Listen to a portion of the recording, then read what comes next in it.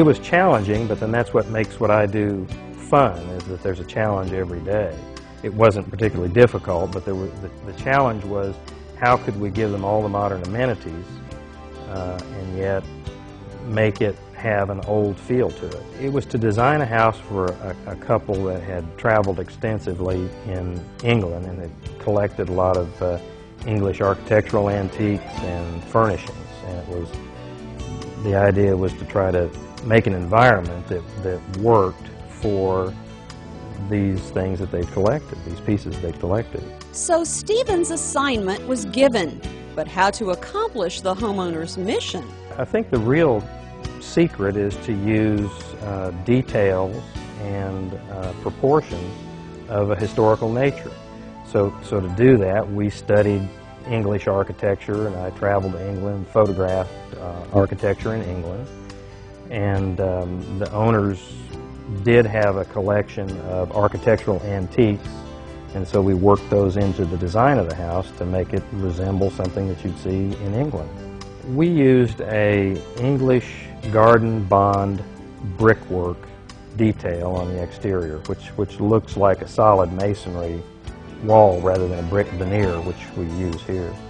There are also some the antique copper leader heads, which they brought from England with them, an antique slate roof, the parapet walls capped with cut limestone, and also the diminutive entry to the house gives it that feel of a cottage. And as for the inside? Some of the woodwork is new, and it was detailed and painted and stained and so on in such a way that it ends up looking old to match the old. This room that we're in right now has paneling that was from the mid-1600s from England, and we worked it into the design of the house so that it ends up looking like all the paneling and all the detail and molding in the house is of that era.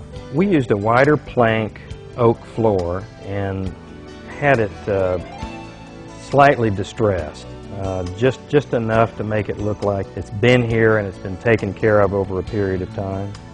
But it's, I think the distressing made a lot of difference in having it look like a nice, well-maintained, older floor.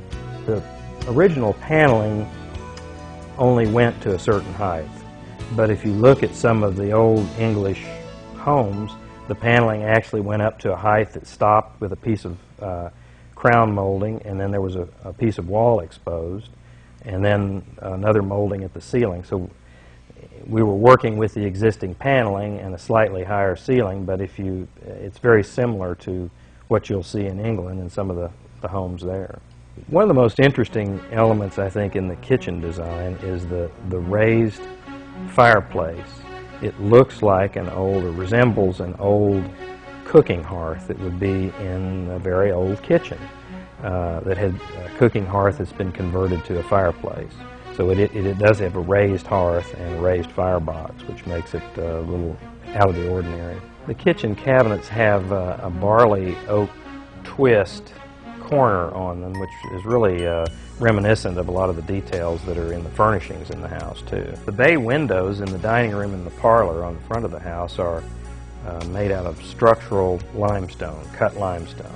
They're not a veneer, and they actually support the roof above. And the leaded glass that's installed in those bay windows is actually set in the stone. So when the mason was doing the masonry work, he set the frames for the windows in the stone. I think a real big challenge was getting plenty of light into the house. Because it's on a relatively tight lot, fairly narrow lot, it doesn't really have a backyard. So we put two courtyards on the side of the house that would let light into all the rooms that surrounded the courtyards and into the center of the house. The design of the house took almost 5 months, and the actual building process was over a year.